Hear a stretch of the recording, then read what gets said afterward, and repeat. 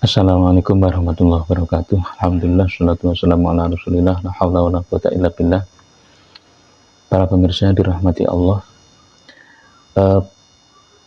bagaimana mengqadha subuh? Mengqadha subuh di waktu sholat zuhur, apakah bacaannya itu disunahkan membaca keras atau lirih? Karena kalau melihat sholat subuhnya itu kan, sholat subuh itu sunnahnya membaca keras, tapi kalau melihat waktunya sholat zuhur itu biasanya kan lirih. Maka kemudian begini, jadi membaca keras itu atau jahar itu disunahkan bagi orang yang sholat sendiri atau munfarid, dan bagi imam. Jadi bagi munfarid dan imam ini yang disunahkan membaca jahar atau keras. Sementara bagi makmum maka justru disunahkan untuk membaca lirih.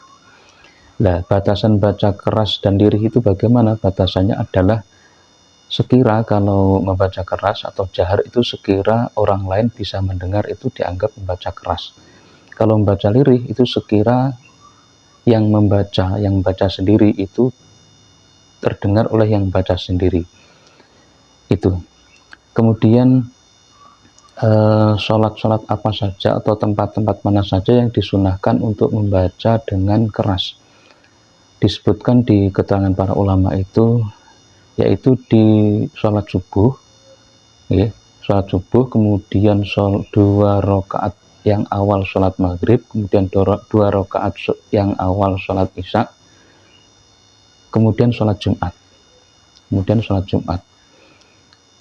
Lalu bagaimana ketika misalnya di sholat zuhur yang sunnah membaca lirih, itu kemudian dibaca dengan suara keras, dengan bacaan yang keras, itu bagaimana hukumnya?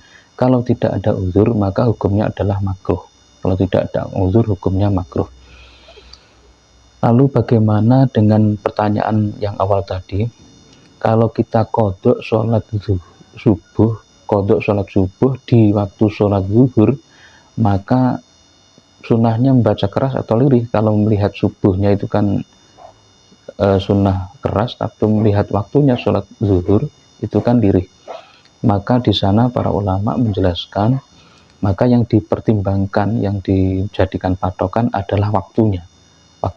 Waktu sholat zuhur, maka meskipun itu sholat subuh, kalau di qadha sholat subuh dikerjakan di waktu sholat zuhur, maka melihat waktunya maka sunnahnya membaca lirih.